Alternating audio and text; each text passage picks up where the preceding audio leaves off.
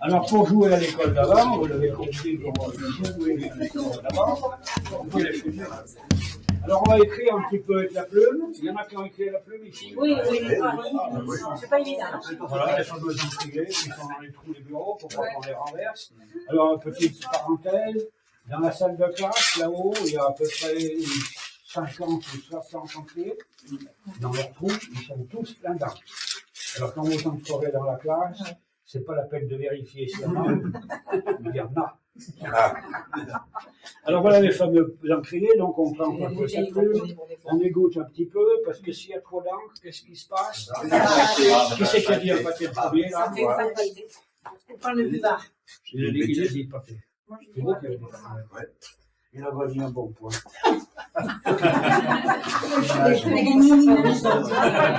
Et au bout de 30 points, c'est une image. Il aura dit bon point, mais ça m'étonnerait qu'il arrive. Voilà, alors la petite catastrophe, le pâté donc. En voilà un ici. Alors quand on fait un pâté, on s'empresse de l'éponger.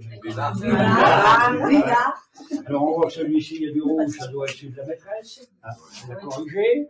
Alors ça, on voit que c'est des buvards qui ont vécu. Alors évidemment, il y a des vieux cahiers dans le musée. Et de temps en temps, mais c'est plutôt rare, il y a un buvard qui est resté dans le cahier. Alors quand il y a des cahiers qui ont plus de 100 ans, et qu'il y a le buvard dedans, je le sors pour qu'ils prennent l'air.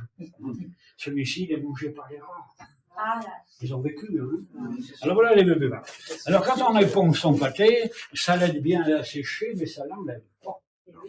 Alors quand le maître ou la maîtresse y voit un pâté, il n'est pas content du tout. Il fallait que les cahiers soient impeccables. Bien écrit, pas de rature, pas de faute, pas de tâche. Quand il y a un pâté, qu'est-ce que c'est que ce travail de cochon?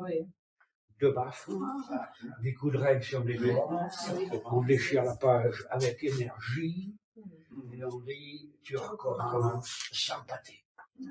Ou si jamais on fait un deuxième pâté, ça s'aggrave un peu. Alors on tape un peu plus fort, et puis après on passe à un autre type de punition. On met la honte, on passe à l'humiliation. L'humiliation, c'est autre chose, l'humiliation. Ça marque beaucoup plus qu'une baffe. Alors pour humilier les filles, qu'est-ce qu'on leur faisait? On accroche le cahier dans le dos, avec 2 épingles à linge, qu'on voit bien le pâté. Pour un pâté, hein. Et on le garde toute la journée. Parce qu'en général, c'est le matin. Pâté du matin, chacun. Alors on reste planté toute la journée dans le couvert, on fait des tours de cours à la récré avec le cahier dans le dos, et on se fait moquer par tout le monde. Pourquoi les filles? C'était surtout, c'est des témoignages, parce que les garçons, apparemment pour humilier les garçons, c'est un peu plus dur. Ouais. Non, mais peut-être pas les filles. Non mais c'est vrai, ça existe pour les garçons. Mais la plupart des témoignages que j'ai, c'est des dames d'un certain âge qui ont vécu ça. En général, c'est les sœurs, encore une fois.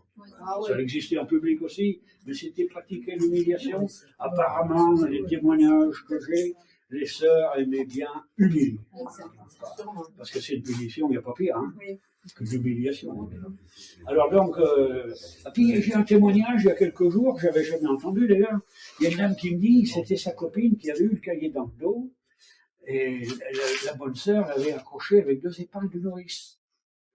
Et elle pleurait, cette pauvre fille, avec son cahier dans le dos. Elle pleurait. Et elle m'a dit, moi je croyais qu'elle pleurait parce qu'on lui avait piqué la peau pour accrocher le cahier. Alors que non, mais elle pleurait pour avoir le cahier. Elle croyait que c'est parce qu'elle était blessée. C'est assez étonnant. Alors, 3e pâté, c'est des témoignages aussi, des tout petits villages, encore une fois, dans les bonnes sœurs.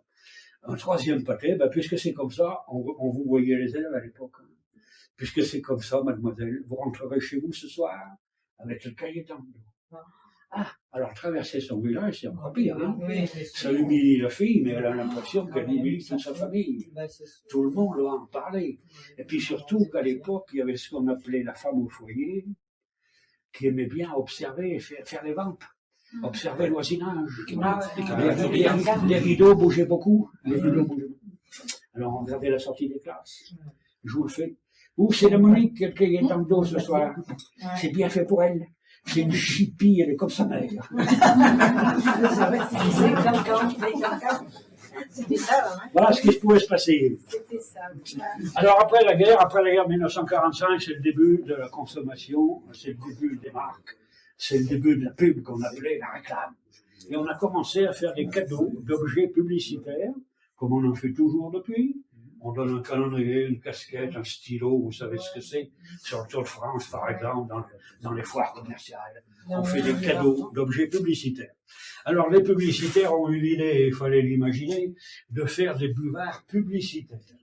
Il y en a qui s'en souviennent, vous êtes tous trop jeunes, je pense. Il faut avoir au moins mon âge pour s'en souvenir, parce que c'est après-guerre, c'est années 50.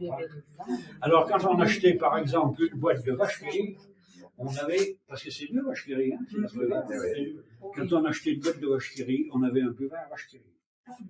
Et comme il y a eu 120 buvards vache qui rit différents, il fallait manger 120 boîtes de vache qui rit. Et si vous avez des doubles, vous les changez avec les copains.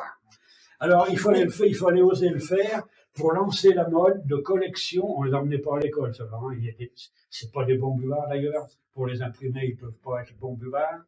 On a osé d'écrire dessus buvard à conserver, buvard à conserver, buvard à conserver, etc., etc. Sur beaucoup de buvards, il est écrit à conserver. Vous imaginez aujourd'hui une pub où on écrit à conserver? Alors ça a bien marché, la preuve, ils sont là. Et il y en a qui ont ici plus de 80 ans de buvards. Ici, j'ai un collectionneur qui est venu il n'y a pas longtemps, d'ailleurs, un peu plus de 80 ans. Il m'a dit, moi je collectionne les buvards depuis que je suis gamin. Je suis un grand collectionneur de buvards. J'en ai plus que 1000.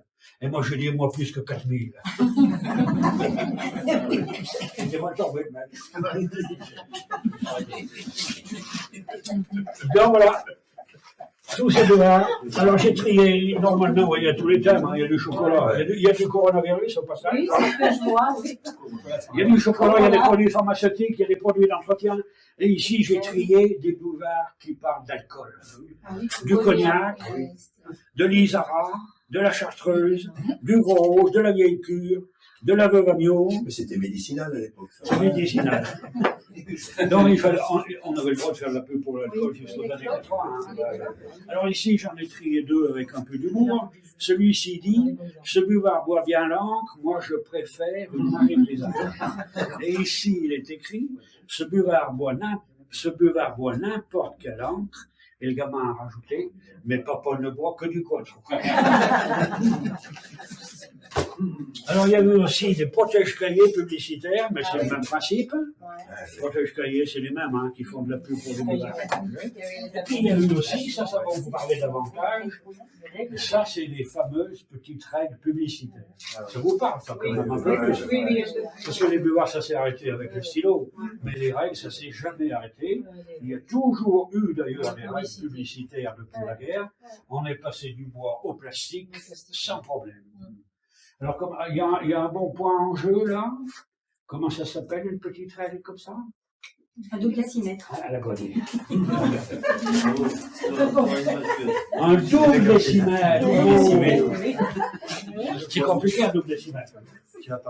Allez, j'ai une petite histoire encore, bien sûr. Il y a un assis qui m'a raconté qu'il demande à un de ses élèves, on va dire Pierrot encore une fois, dis donc Pierrot, il y a combien de centimètres dans un double décimètre? Ou d'une question.